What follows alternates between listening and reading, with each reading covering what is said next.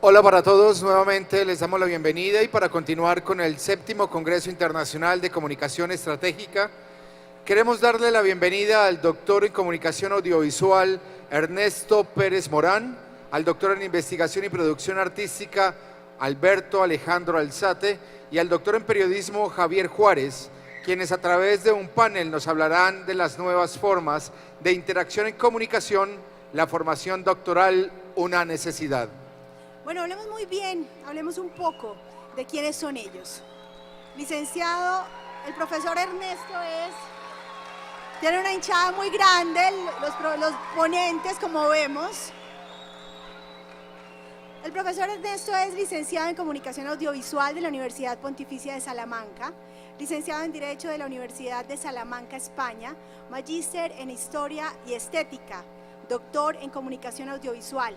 Actualmente se desempeña como profesor de tiempo completo de la facultad, adscrito al programa de Comunicación y Lenguajes Audiovisuales. Además, es representante del Comité Doctoral de la Facultad de Comunicación de la Universidad de Medellín.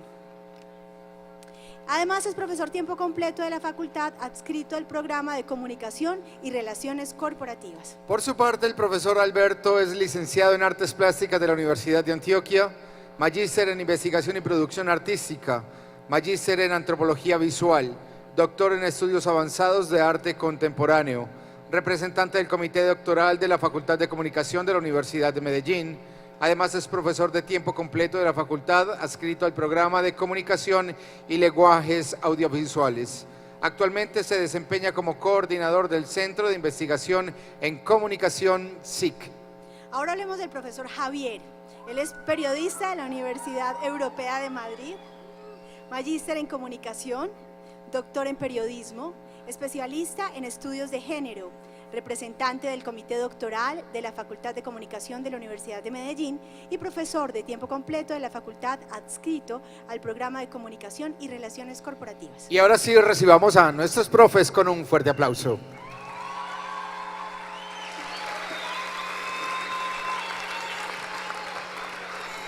Buenos días, ¿cómo estáis?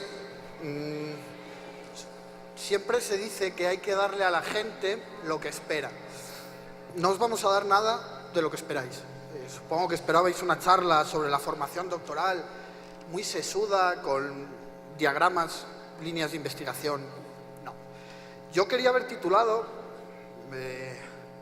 la ponencia como estudiar es una chimba, pero no era muy formal. Venimos a hablar de un doctorado, pero a mí me interesa más, hablando con Javier y con Alejandro, que hablemos de qué bien nos lo pasamos cuando seguimos estudiando. Hay una palabra que seguramente no me oigan decir, que es investigación, porque es verdad, la formación doctoral es un ciclo investigativo.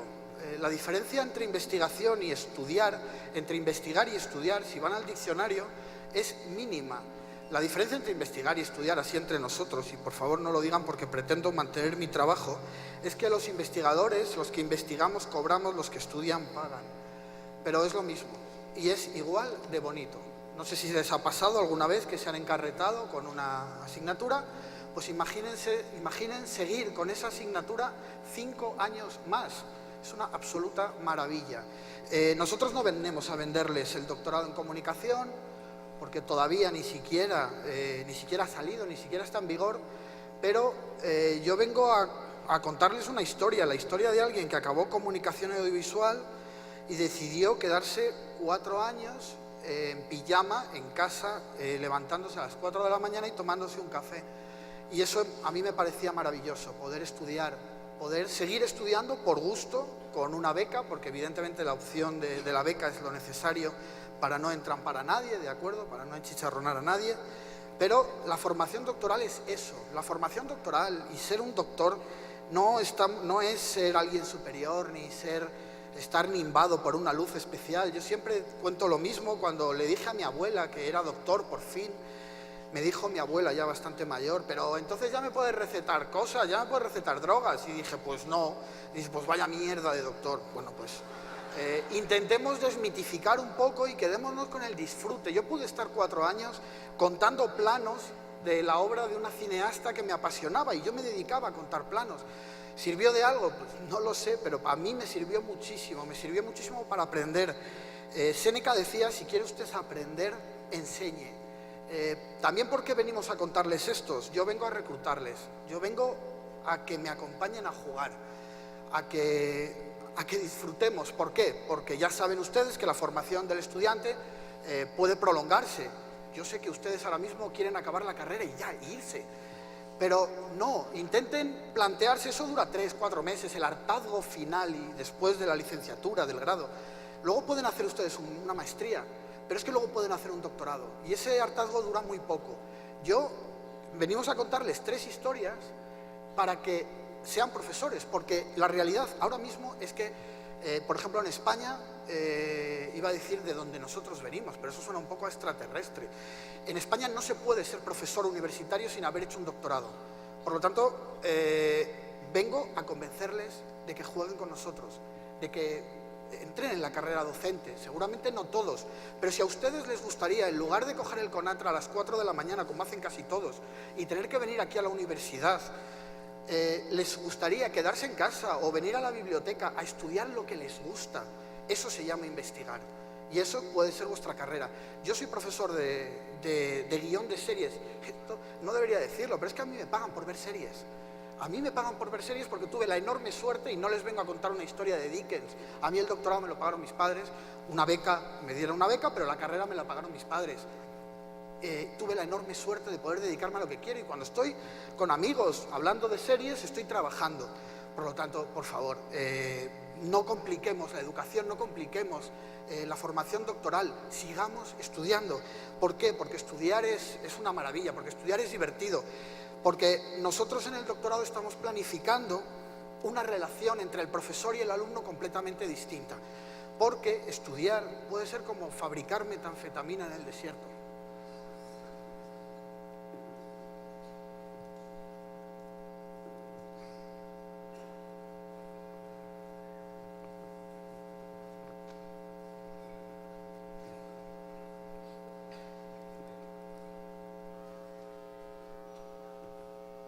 Perdonad un momentín, problemas con el sonido.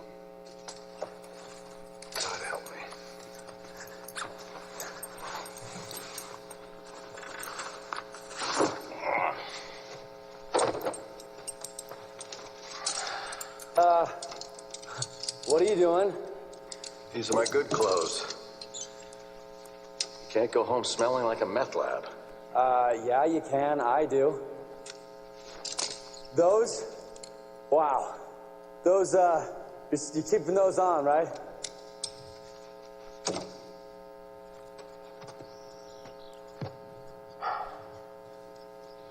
Come on.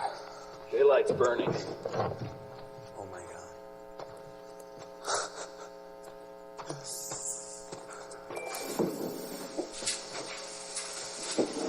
Oh, this is a good look for you. And you're maybe only the world's second biggest homo. Shut up and help me. Oh yeah. Oh yeah. Work it. Baby, work it. Turn that off.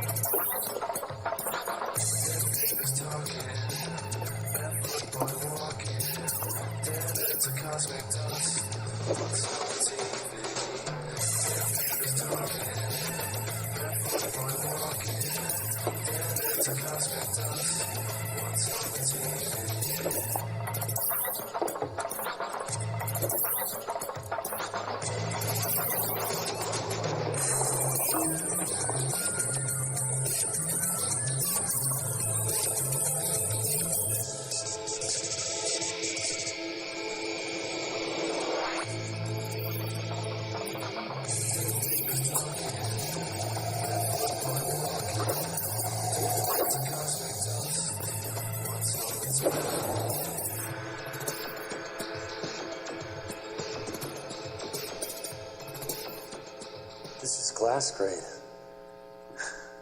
And you got crystals in here 2 inches, 3 inches long. This is pure glass. You're a goddamn artist. This is art, Mr. White. Actually, it's just basic chemistry, but thank you, Jesse. I'm glad it's acceptable. Acceptable. You're the goddamn Iron Chef. Every jibhead from here to Timbuktu is gonna want to taste. Man, I gotta try this. No. No. No, we only... Hay una frase que resume, para mí, uno de los padres de la Constitución: dime y lo olvido, enséñame y lo recuerdo, involúcrame y lo aprendo. Creo que esa es la relación que tiene que haber entre un profesor y un alumno. No le decimos que en el doctorado en comunicación les vamos a enseñar a fabricar metanfetamina, por favor. Pero sí, hay un método que nos interesa especialmente en cuanto a la docencia, que es el método, y no me voy a poner aburridor, lo prometo, el método mayéutico. El método mayéutico es ese método donde el profesor le pregunta al alumno para que el alumno, respondiendo, aprenda. Lo puso en práctica Sócrates. Mayéutique significa ayuda en el parto. Esto es en serio, no es coña. Ayuda en el parto. La madre de Sócrates era matrona, se dedicaba a ayudar en los partos, y no está nada mal esa metáfora del parto, porque supongo que habrán hecho exámenes que cuando acaban... Yo no he parido nunca por cuestiones biológicas evidentes, pero entiendo por lo que me cuentan algunas amigas que cuando acabas un examen muy complicado, como algunas materias que se os vendrán a la mente a todos, no voy a decir ninguna, pero es como, madre mía, esto es como un parto. De acuerdo, busquemos formas alternativas de enseñar, busquemos relaciones alternativas entre el profesor y el alumno, donde en el doctorado ya no es una relación tan vertical, sino que el doctor, nosotros, os acompañamos. Cuando digo nosotros, estamos hablando de un equipo. Aquí ahora estamos 3. Yo digamos que soy la cabeza por evidentes cuestiones anatómicas, pero yo soy simplemente la cabeza de un proyecto maravilloso donde 17 doctores se han dejado prácticamente la vida y muchísimo tiempo en levantar una propuesta absolutamente sugerente. ¿Qué es lo que queremos? Queremos que la investigación nos acompañe siempre. Queremos, no sé si os ha pasado cuando estabais en matemáticas en el colegio, que de repente resolvíais un problema. Eso es la investigación, resolver problemas. Indagar, la definición de investigación es indagar para descubrir algo. Queremos que descubráis con nosotros. Es una relación un poco parecida a la que mantienen Walter White y Pinkman. Y esto lo digo mucho en las clases de guión, siempre digo, el guión os debe acompañar todos los días, os debe acompañar en el CONATRA. Mis alumnos lo recordaban porque soy muy aburridor con eso. Debéis vivir el guión. Creo que debéis vivir la investigación. El cine nos ha demostrado que la investigación puede ser muy divertida. Y puede ser muy divertida, y lo es. Voy a poneros un fragmento, si me permitís que os tutee, de Código Enigma, de Imitation Game, donde cuenta cómo el matemático Alan Turing quebró el código en la Segunda Guerra Mundial, el código que tenían los nazis para mandarse mensajes encriptados. Creo que resume perfectamente lo que puede ser el doctorado en comunicación, que simplemente voy a dar unas pequeñas notas, aunque luego profundizaremos, pero muy poquito, que tiene 2 líneas: las relaciones corporativas, donde ustedes saben muchísimo más que yo, sin duda alguna, y las industrias culturales, que digamos que sería un paraguas donde entraría desde la televisión hasta la artesanía, hasta, por supuesto, el cine, que me parece el sueño más bonito. Vamos a ver un fragmento. No, there's no need to worry. It's been chased. We've never even met. He's a German. Now I really want to kill him. How do you mean you work alongside a German?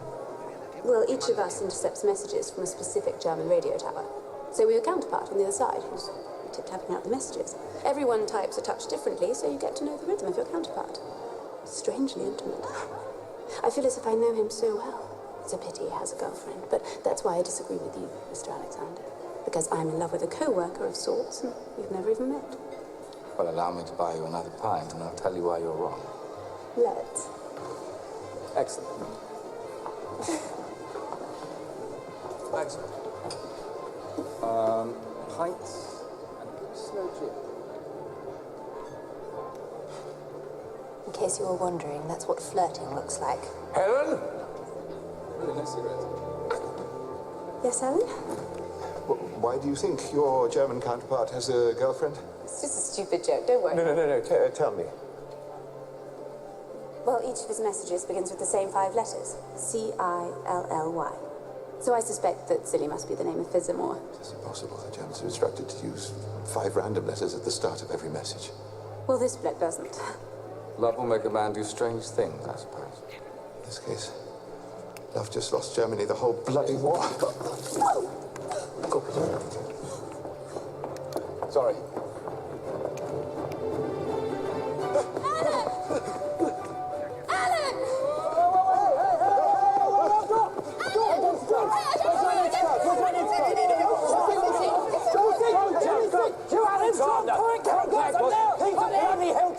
Alan?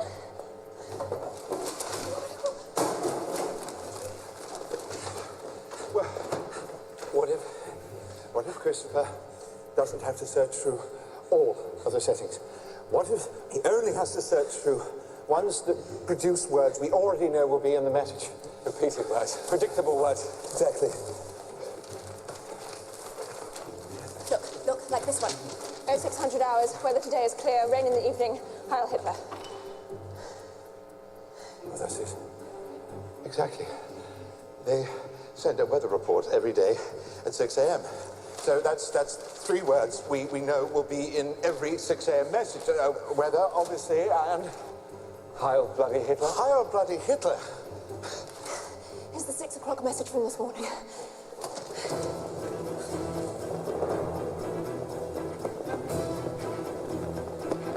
Hugh, the right-hand letter wheel, set them to... Yes, I know. Weather and Hitler. Peter, John, yes. Run voltages through those letters, through the back scramblers. We'll use the loop. Yes, Joan, what was the last 6 a.m. message? L. L.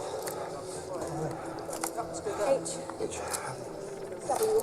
W. A. Q. Done.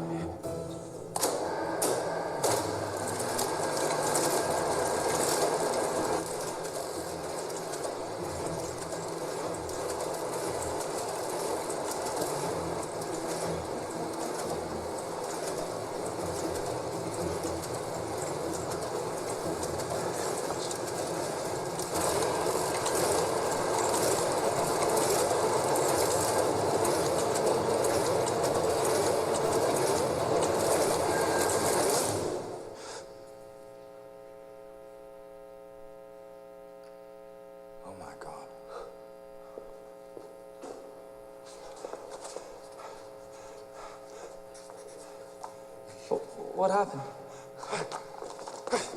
Did it work? Alan? Alan! I need a new message. The latest intercept.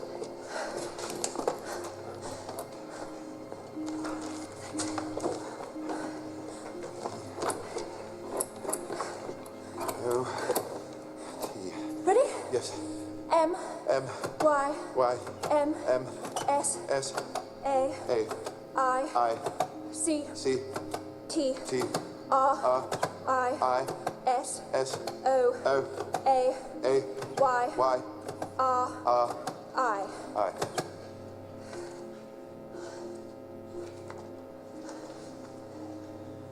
KMS Jaguar East Aufpunkt is directed to 53 degrees 24 minutes north and Aufpunkt 1 degree west.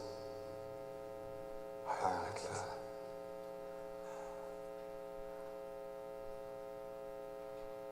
Turns out that's the only German you need to know to break Enigma.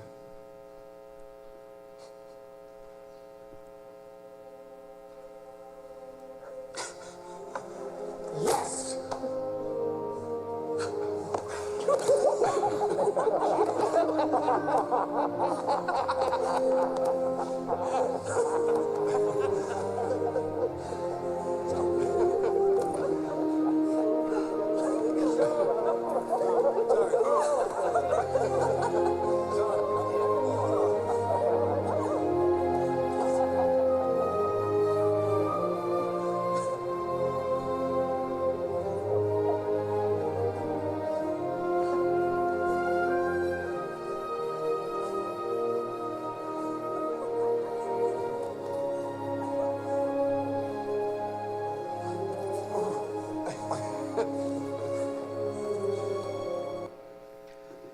Moraleja, las mejores ideas se nos ocurren en los bares.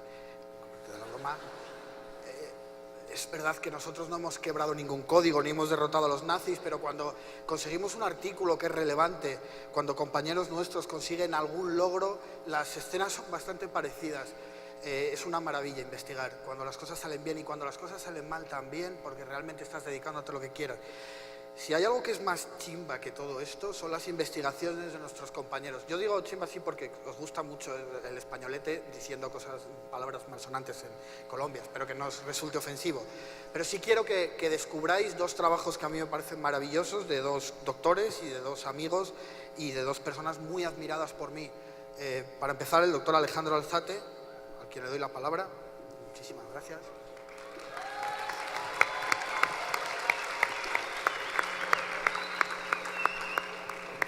Hola, buenos días. Para mí es un placer estar aquí conversando con ustedes y con mis compañeros españoles. Una de las cosas a las que me llevó el doctorado, yo no sé si es buena o si es mala, es que desde que hice el doctorado, que lo hice en Barcelona, siempre estoy rodeado de españoles. Yo no sé realmente si eso sea bueno, pero ya siempre estoy con ellos. El doctorado finalmente es una parte del proceso académico. Yo lo que les quiero contar a ustedes es intentar hablar de esa desmitificación de los procesos doctorales. Yo no llegué al doctorado porque quería hacer un doctorado. Como yo quiero entrar a la universidad y terminar una carrera y quiero terminar la primaria y quiero terminar la secundaria, no, sino por preguntas y por dudas. Lo que me lleva a mí al doctorado es eso, es indagar, buscar, emprender un viaje que inicié cuando tenía 4 años. De repente estaba en el comedor de mi casa y mi mamá le dice a mi hermano Felipe, bueno, hoy es el primer día de este señor, llévelo a la escuela y usted lo deja en el salón de preescolar. Muy bien, estudiaba en un pueblo cafetero donde había algo muy particular, y es que ponían la campana de entrada, era un disco de música colombiana, y cuando terminaban las canciones colombianas había que estar sentado en la silla escuchando la clase. Entonces recuerdo mucho ese viaje, me encantó, me pareció maravilloso porque fue salir con mi hermano solo, ¿cierto? No con mi mamá, sino solo, ir a los 4 años caminando con él por una calle y escuchando la música colombiana. Vivíamos cerca de la escuela, pero a los 4 años todo se ve un poco más grande y más lejos, y escuchábamos. Cuando fui entrando, estábamos en un pasillo y él me dice, hermano, allá es su salón, dígale a la profe que usted viene para esta clase. Y efectivamente yo llegué, entré, y cuando encontré mi salón de preescolar me pareció genial, me pareció un taller de arte, me pareció que estaba lleno de colores, lleno de lápices, lleno de mesas chéveres, pues era un lugar muy especial. Y así es como yo me relaciono con la academia, como un lugar donde hay laboratorios, como un lugar donde genero historias, como un lugar donde hago productos de arte. Continué con este trabajo siempre me han gustado mucho las imágenes, y cuando llego entonces a la escuela primaria continúo con el trabajo del dibujo, de la escultura. Cuando llego a la escuela secundaria empiezo a trabajar con el tema del video y de la fotografía. Desde ahí empiezo como a trabajar y a preguntarme muchas cosas, pero ya tenía una pregunta inicial. Al vivir en todos estos lugares y moverme, ya tenía una pregunta por cambiar de casas y cambiar de lugares. Entonces yo he vivido más o menos en unas 34, 35 casas en toda admiro mucho la gente que ha vivido en una casa, me parece una nota porque es mucho más cómodo. Pero entonces la pregunta que tuve siempre fue por el tema de la movilidad y por el tema de cambiarse, de encontrar, de buscar unas nuevas formas de vivir. A través de esa pregunta por la imagen y por la movilidad empiezo a desarrollar esos contenidos en imágenes. Entonces lo que yo quiero ahí es pensar no la educación como un componente de progreso, que es la idea que había en el siglo XVIII, ¿cierto? Como estudiar para avanzar, para progresar, no, la educación se hace también como un componente de construcción de conocimiento, de entender, de querer dar respuestas, obtener respuestas a preguntas que siempre has tenido. Entonces, ese ha sido como el proceso, y esas preguntas me llevan, algún día en mi doctorado pensé en eso, en cómo había llegado hasta el Sáhara Occidental, porque mi tesis tiene que ver con el pueblo saharaui. Ustedes saben que ellos son un pueblo nómada, un pueblo sin territorio, y empecé, cuando estaba ahí en el Sáhara Occidental, pensé cómo ese viaje de hacía unos años, ese viaje con mi hermano me había llevado a estar parado en el Sáhara Occidental, estudiando los procesos de frontera, o cómo me había llevado hasta Tánger y Tarifa, que es esa frontera entre África y España, o cómo me había llevado hacia San Diego y a Tijuana, a ver cómo funcionaban esas fronteras entre los Estados Unidos y México. Es mi tesis doctoral, es principalmente investigar sobre esas fronteras, sobre esa movilidad, sobre ese cambio. Entonces es particular pensar cómo esos procesos te pueden llevar finalmente no a lo que pensamos de un doctor, que es el que está escribiendo en un lugar muy solitario. Claro, hay momentos como ese, pero también hay muchos momentos en los que realmente a lo que me ha llevado es a generar unas imágenes, porque mi trabajo proviene de las imágenes, a generar unas imágenes que posteriormente lo que yo hago es una sistematización de esos procesos, de esos trabajos de campo. Incluir entonces ese conocimiento en contexto es también como la invitación que yo quiero hacer.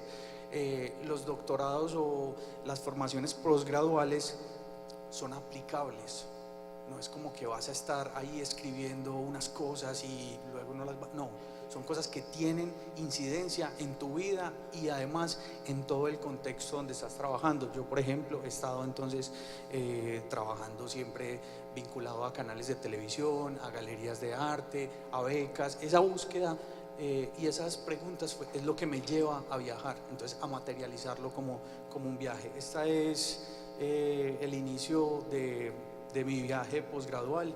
Yo siento que cuando estaba en la universidad hubo un momento donde sentía que estaba recibiendo educación de los años 60, sentía que la educación que me estaba llegando era educación antigua, y digo, yo quiero medirme con otros, medirme de forma global, medirme de forma nacional, medirme de forma regional, porque claro, medirse con el vecino también es muy fácil, ¿cierto? Esto también es lo que te permite.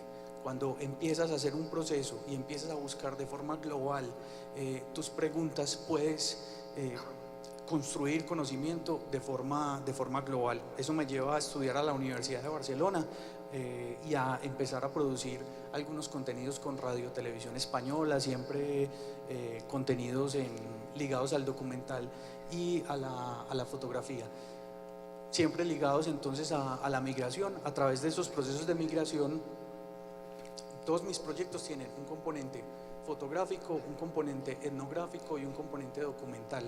Esos tres componentes luego se van a lo que yo escribo alrededor y a los resultados y a lo que voy encontrando alrededor de estas investigaciones. Este fue un proyecto, les voy a contar un poco sobre algunos proyectos de una manera muy ágil, y es un proyecto que hice en Barcelona sobre migración, con una serie de mujeres de una asociación de mujeres migrantes. Hicimos un trabajo colectivo, un proyecto transmedia, un trabajo etnográfico, como les venía contando, en el cual generábamos unos retratos, unas visitas a los contextos. Todo confluyó en la publicación de un texto y una exposición aquí en el Museo de Arte Moderno de Medellín, y en algunas salas y en algunas galerías en Barcelona. Todo mediante el tema de la migración. Este es un proyecto que se llama Relatos Silenciosos de la Migración, y fue un proyecto que realicé en los aviones cuando me estaba desplazando haciendo mi trabajo de campo hacia donde les decía, Tánger y Tarifa, San Diego y Tijuana. Hacía unos retratos en las noches en los aviones, y tenían pues como subtítulo Origen y Destino. y luego hice todo el trabajo de frontera, donde empecé pues a estudiar el fenómeno de la frontera, principalmente entre Tijuana, pero entre San Diego y Tijuana, pero estudié una artista también colombiana que es Doris Salcedo, y una obra que ella tiene que se llama Shibboleth, y ella hizo una intervención en el Tate Gallery de Londres, donde tiene una grieta, y ella lo plantea como una grieta entre los blancos y los otros, y a partir de ahí empecé pues como a meterle más caña y más política a todo este asunto.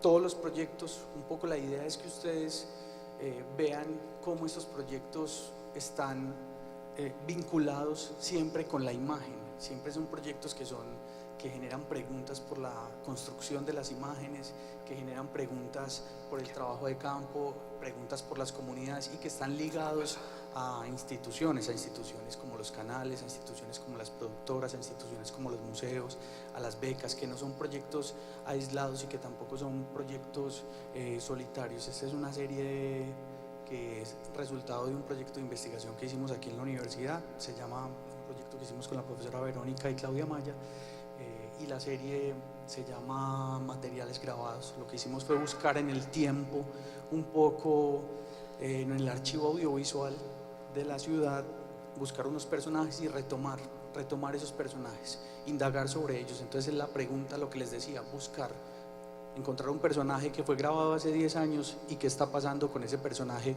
hoy en día. Este era el personaje y este fue ahora. Es interesante ver también cómo ese juego, cómo se puede mover en el tiempo con el archivo audiovisual. Hicimos un trabajo, hemos escrito algunas informaciones alrededor del tema. Además de eso salió una serie fotográfica, además de eso un texto, además de eso estamos en la construcción de un libro, un artículo, un libro. Este es otro proyecto documental que se llama Razones para Quedarse. Es un documental sobre una líder de la comunidad Emberá Yávida. Esa idea de moverse hacia afuera también y relacionarme con estos señores españoles y con mis profesores y medirme, también me hizo cuestionarme y preguntarme, bueno, pero dentro de su contexto local, ¿quién más está? Nosotros tenemos 64 lenguas indígenas en Colombia, activas, 64 lenguas activas. Yo no tenía ni idea antes de empezar a hacer este proyecto. Ella es una líder indígena que me enseña cómo cómo entender un poco esos procesos migratorios que ella genera. Algunos proyectos sobre procesos de paz. Este fue un trabajo que hice con la Autoridad Nacional de Televisión, y es una invitación a que todos los proyectos que ustedes generen, todos los proyectos que ustedes hagan son dignos de mirar desde la academia, que no es como una gran fórmula elaborada, una gran pregunta secreta, sino piensen en esa pregunta que tienen, esa pregunta que los mueve desde sus orígenes, y cómo continuar indagando y cómo continuar entendiendo. La academia es una buena aliada. La academia no es un lugar donde vamos y asistimos a clases, sino una serie de redes, una alma mater. Muchas gracias.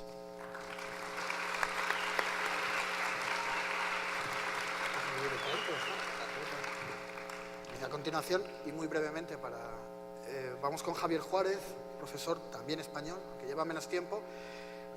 Yo le tengo mucha amistad, solo le tengo mucha envidia porque se viste igual que yo y mejor, y porque desde que está él, pues yo ya no soy el españolete más querido. Si alguna vez lo fui, pero ahora ya lo es Javier. Muchas gracias, Javier. Bueno. Buenas, ¿cómo estáis? Vamos.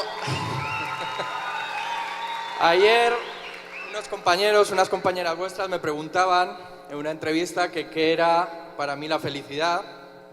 Va a quedar un poco cursi esto, pero bueno, es verdad.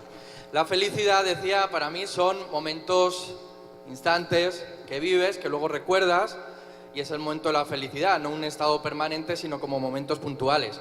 Y yo creo que ver aquí a tantas personas en el Congreso queda, insisto, muy cursi, pero hoy me siento feliz de veros aquí, de estar con vosotras y de ver, que yo creo que esto ha pasado muy pocas veces en la historia, a tanta gente escuchando y hablando, reflexionando sobre el género. Desafortunadamente nos queda mucho camino por andar, pero oye, es una buena noticia el estar hoy todas aquí para reflexionar. Bueno, primero decía, para reflexionar sobre la formación doctoral, seguir formando, y comentaba antes Ernesto, y yo creo que tiene toda la razón, y os digo, no voy a repetir lo mismo que Ernesto, pero sí os invito, casi que os obligo, en la medida que pueda, a seguir formando. No podemos dejar de formarnos nunca. Tenemos que seguir investigando, tenemos que seguir innovando, y en este sentido quiero que veamos un aspecto concreto de la investigación, pero antes de entrar en lo concreto vamos a hablar de lo genérico, y decía hablar de la investigación científica porque en vosotros, en vosotras está el cambio.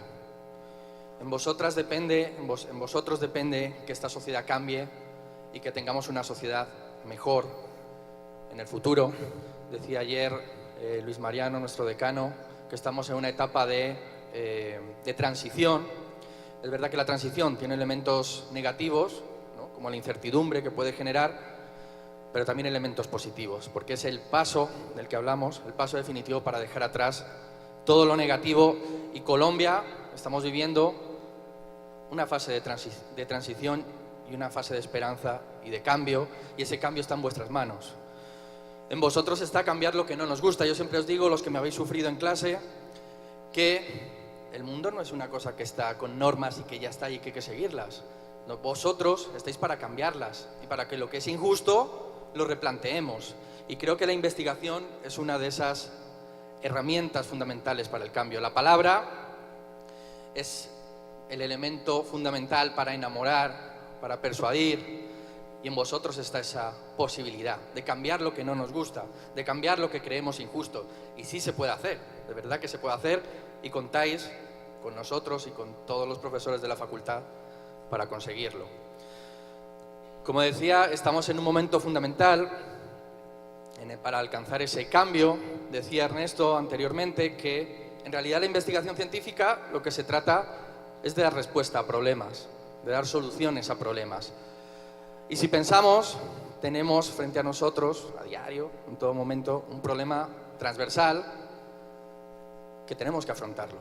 Y ese problema transversal no es otro más que el género, en este caso con muchas derivadas, ¿no?, pero también la violencia de género. Y creo que desde la formación, desde la investigación, tenemos una responsabilidad con la sociedad, tenemos una responsabilidad con las futuras generaciones para poder hacer, a través de la palabra, a través del discurso, a través de la investigación, una sociedad más justa, una sociedad más equitativa y una sociedad libre de violencia, ¿no?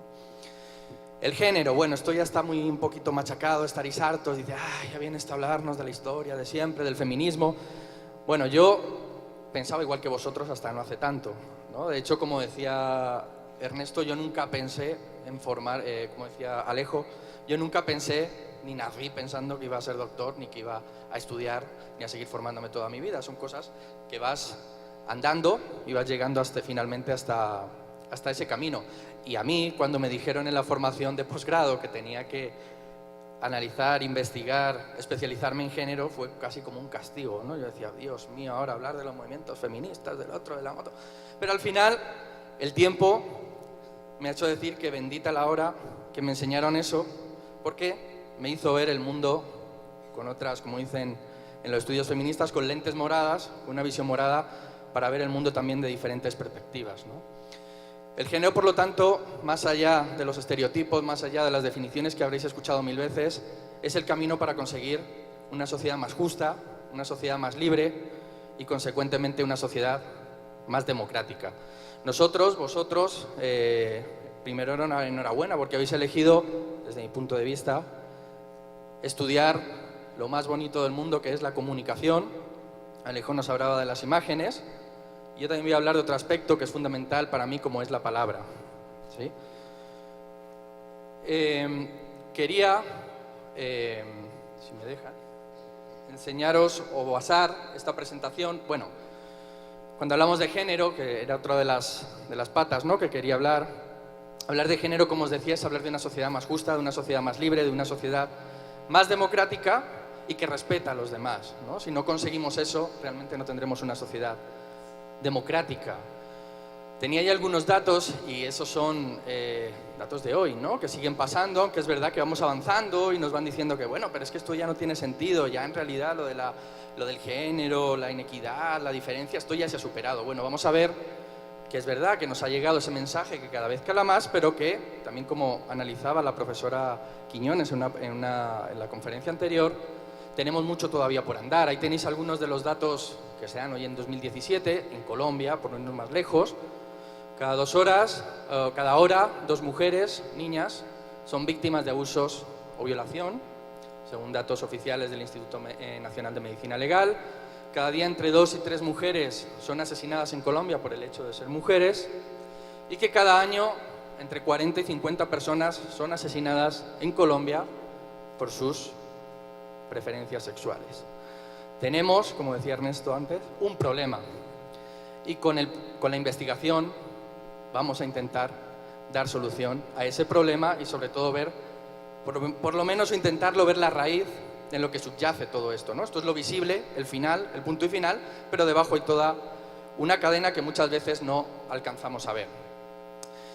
En esa cadena he querido que destacar, hay muchos más lógicamente, pero destacar o que visibilicemos 4 aspectos fundamentales, ¿no? Que están en nuestro día a día para que nos haga pensar, ¿no? Cuando salgamos de aquí, más allá de saber unos datos o demás, sí que salgamos por lo menos con la idea de pensar, de replantearnos ciertos comportamientos, de replantearnos ciertas conductas y que comencemos a visibilizar lo que todavía es invisible o lo que el sistema nos ha dicho que es lo normal, ¿no? Esa palabra tan soporífera, ¿no? De es lo normal y hay que seguirlo, ¿no? Uno de esos pasos que tenemos que dar para deconstruir esos códigos que al final desembocan en lo que hemos visto anteriormente, lo hemos dividido en 4, lo he dividido en 4, que son ejes, elementos socializadores que todos los días consumimos, que todos los días vemos, que están ligados al lenguaje, a la comunicación, y uno de ellos es cómo influye la comunicación, nuestro día a día, cómo hablamos, el lenguaje, en ese comportamiento sexista. Vamos a ver un primer video muy cortito, es un trocito de un monólogo, obviamente no es científico, es una actriz, en este caso española, y vamos a ver, para abordar esas diferencias y la importancia del lenguaje verbal y no verbal en nuestro día a día, que estamos lejos, España y Colombia geográficamente, pero creo, vamos a verlo, no tan lejos en algunas tendencias. Mi padre, desde muy chiquitillo, nació en el mundo donde se creen que las cosas se controlan.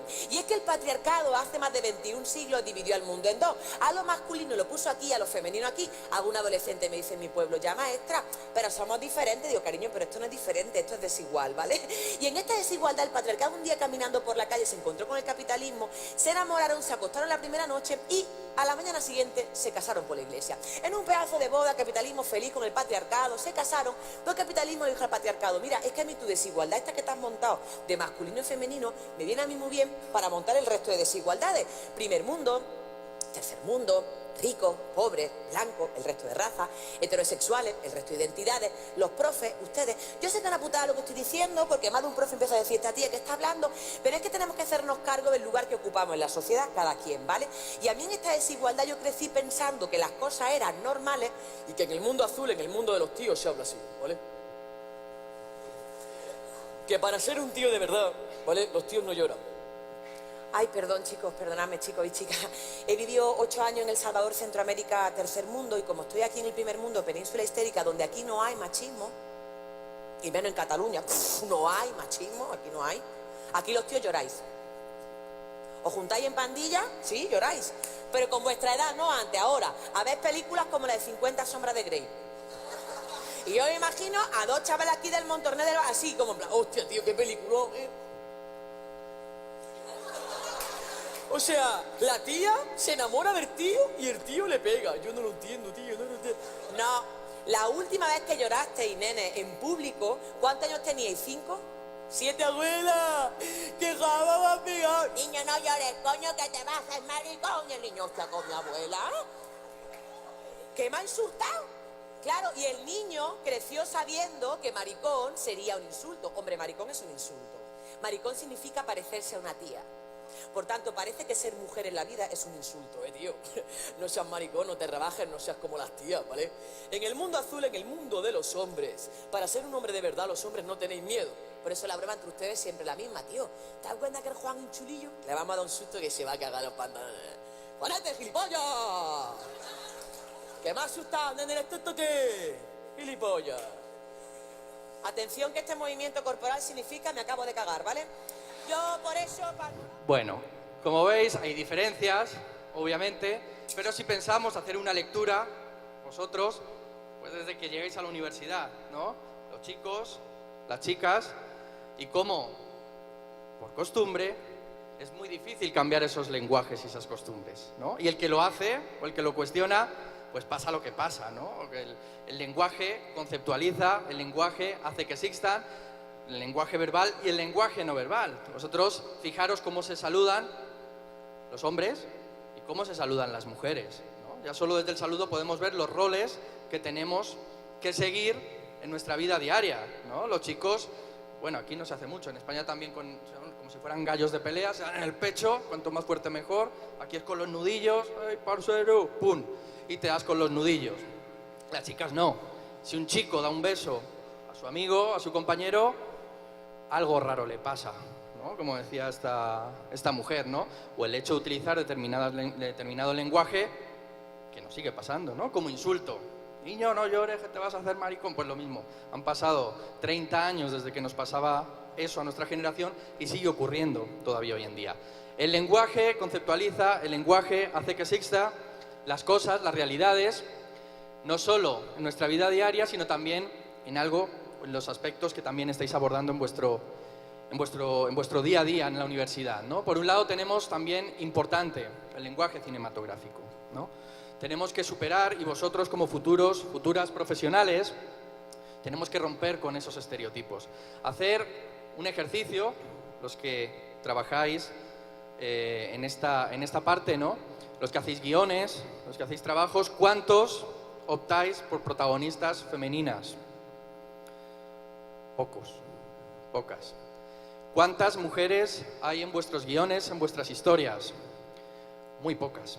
Hay un test que se llama el test de Bechdel, que lo podéis consultar y que es interesante, que es para analizar si un guión, si una película puede ser tachada de machista o sexista con 3 principios muy básicos. En este es la aparición de mujeres en el guión, si aparecen 2 o más mujeres, si esas 2 mujeres tienen nombre dentro del guión, si tienen conversaciones entre ellas y si esas conversaciones en algún momento no giran en torno a hombres. Si hacéis un análisis, más del 90% de las películas más vistas no cumplen esta premisa, ¿sí? Que parece algo tan básico y que quizás no lo habéis planteado, pero es una realidad, ¿no? Por no hablar ya de las malditas películas estas que nos han metido desde pequeñitos, que van formando diversos comportamientos, sobre todo sobre el papel de la mujer, ¿no? Tenéis ahí a la bella Cenicienta, ¿no? Un ejemplo clásico de una mujer que va esperando su príncipe azul, que nos hace ver ese mito del amor romántico, ¿no? Esa media naranja esperando que caiga del cielo ese príncipe tan bueno que le saca de la pobreza, o la clásica, ¿no? Blancanieves, ¿no? Una mujer extraña que vive con 7 personajes extraños, que en vez de pues salirse a buscarse la vida, prefiere estar limpiando y es feliz en su casa con los 7 mineros estos extraños con los que veía, o la Cenicienta, que en vez de decir, pues voy a ser una mujer independiente, voy a trabajar, voy a buscarme la vida, prefiere estar en casa esperando que llegue el príncipe azul, reproduciendo roles y estereotipos en el que la mujer tiene que estar en lo público. El lenguaje publicitario, también, en lo que estáis vosotras trabajando en muchos aspectos, que muchas veces, por falta de formación, ¿no? En este caso, no creo que nadie seamos per se sexistas o machistas, ni mucho menos, pero que muchas veces reproducimos esos roles, estereotipos, como la cosificación o la sexualización del cuerpo de la mujer siempre, y hacer el ejercicio cuando queráis, esta noche, cuando lleguéis a casa, en la inmensa mayoría de los anuncios en el que la protagonista es una mujer, siempre aparece sola, es decir, la mujer como aislada del mundo, y en el ámbito doméstico, lo público, en la inmensa mayoría de las ocasiones, es ocupada por el hombre, ¿no? Por no hablar ya desde pequeñitos, como esos roles, esos estereotipos, se vienen reproduciendo. Afortunadamente esto va avanzando, va cambiando, con los roles, los estereotipos que debe ocupar las niñas, ya solo desde el color, y las labores, y el niño. Quería que viéramos rápidamente un trocito de una performance que hizo una activista española que se llama Yolanda Domínguez, donde trata de ver muchas veces lo ridículo y lo falso que son los estereotipos en publicidad. Vamos a verlo un poquito. I always wanted to be a model. I was obsessed with it. I mean, I read every fashion magazine from the time I was 12, and then I started doing little local bridal fashion shows in my hometown for about $20 a show. But I never thought I would do this. I always wanted to be a model. And I'm really happy it's one of the really I love handbags. I've got a huge collection. I've always, girls just like handbags.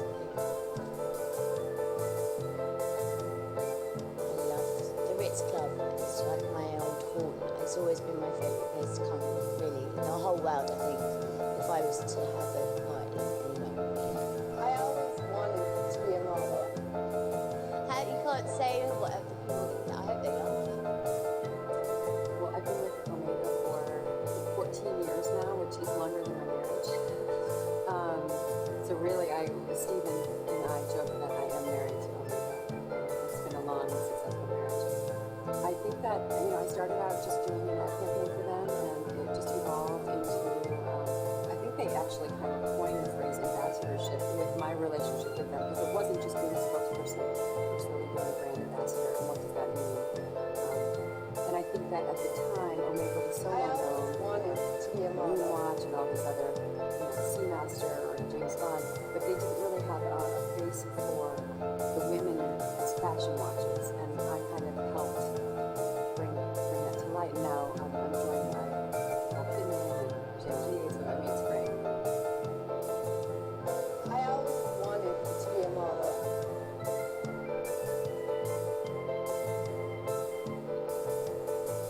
I've been involved with the Constellation for years, and in this new incarnation of the classic Constellation, this is a more modern, contemporary look at that watch. So there's, of course, the traditional elements are there, the claws, but they're a little bit heavier, they're thicker, the bracelets are thicker. So it gives it a more contemporary look. There's a little more gold on the dial. So there's, again, you'll recognize it as a Constellation, but it's the name of an improved. I always wanted to be a model. Bueno, I always wanted to be a model. como veis, tenemos poquito tiempo, vamos a ir acabando. Decíamos el lenguaje publicitario, muchas veces resumido, y vosotras tenéis una enorme responsabilidad en cambiar esta realidad.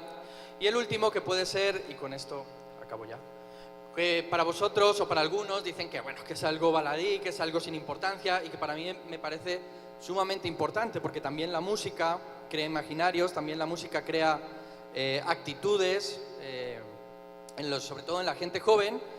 Y siempre que decimos o hablamos de música machista o sexista y demás, automáticamente yo creo que a todos nos viene a la cabeza un género musical en concreto que es ¿cómo se llama el reggaetón? El trap, ¿no? También, bueno, muy bonito.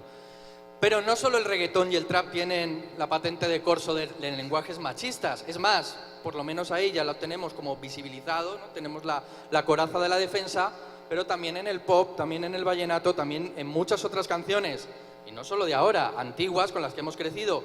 Y esto, Colombia, 2 de la madrugada, Aguardiente, Ron, mujeres, que es preocupante, lo cantan, vamos, a pulmón abierto, canciones como las que tenemos arriba, que seguramente algunos sin música no la recordaréis. La primera es un vallenato, si no me equivoco, de Diomedes, que dice literalmente: Dios le dijo al hombre, pórtese bien, haga mal, pero nunca haga la guerra. No le han querido obedecer, por eso en el mundo hay tantos problemas. Y también dijo a la mujer: cuide bien al hombre que la quiera. Sabe usted que no puede ser infiel porque pierde su bendición eterna. Ahí metiendo a Dios también en sus historias. Y la otra, que es de un cantante, este sí, Anuel, un tal Anuel, que es, le conocéis, ¿no? Que es amigo de un tal Ozuna también, muy divertido él, un poeta urbano, que dice que ella es celosa pero nunca envidiosa, se hizo las nalgas y se considera una diosa. Tenía las tetas hechas, ahora las tiene rehechas, antes era una insegura, ahora una satisfecha. Está satisfecha, ¿no? Una preciosidad que le ha tardado seguramente 10 minutos componer, pero que sigue sonando y que la gente, no solo aquí, sino gente de 14, 15, 16 años, por no hablar de, bueno, de otras cosas, no tenemos tiempo, pero bueno, también el lenguaje musical, cuidado, estar alerta. Y simplemente 2 cositas para terminar y 2 reflexiones, ¿de acuerdo? Que nos quede por lo menos eso en la cabeza. Que el feminismo, acordaros, no es una lucha de mujeres contra hombres, que es una lucha de mujeres y hombres contra el machismo, ¿de acuerdo? Y que el género no significa ni es la imposición de la homosexualidad, ni la discriminación a parejas heterosexuales, ni mucho menos, ni la persecución de un determinado modelo de familia, sino que es inclusión, es respeto a la diversidad y el reconocimiento de los derechos a los que son diferentes a nosotros, ¿de acuerdo? Solo mediante el género, mediante la igualdad, podremos tener una sociedad verdaderamente democrática y libre. Espero que lo seáis. Y quería terminar con una frase de un autor, poeta alemán perseguido por el nazismo, que es Bertolt Brecht. Por lo menos si se nos queda una frasecita de él o la idea, habremos conseguido avanzar mucho. Decía Bertolt Brecht que sobre todo examinéis lo habitual, no aceptéis sin discusión las costumbres que habéis heredado. Ante los hechos cotidianos no digáis, lo hago porque es lo natural. En esta época de confusión, decía Brecht, de desorden, de arbitrariedad y de humanidad deshumanizada, nunca digáis, lo hago porque es lo natural, ¿sí? Para que todo pueda ser replanteado y, si hace falta, que sea cambiado. Muchas gracias.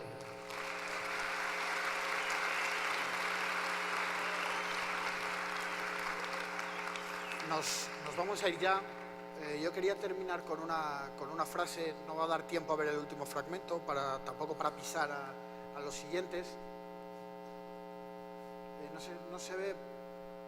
La voy a decir de viva voz para no perder tiempo, relacionado con lo que decía Javier, y ahora ya sí nos ponemos serios.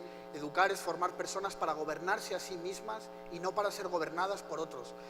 Eso es lo que pretendemos que hagáis, que vengáis con nosotros a jugar de nuevo. La frase es de Herbert Spencer, un biólogo. Os recomiendo sus tratados de biología preciosos. Y dejadme terminar con el final de una película de formación profesional, El halcón maltés, de John Huston, un clasicazo. Se pasan la película buscando la figurita de un halcón, y cuando al final la consiguen, el policía le pregunta a Humphrey Bogart, le dice, ¿por qué pesa tanto esta figurita? Y dice, porque está forjada con el material con el que se hacen los sueños. Señores, no dejen ustedes de soñar, valen mucho más de lo que nosotros les hacemos ver alguna vez. Muchísimas gracias. Muchas gracias. Gracias.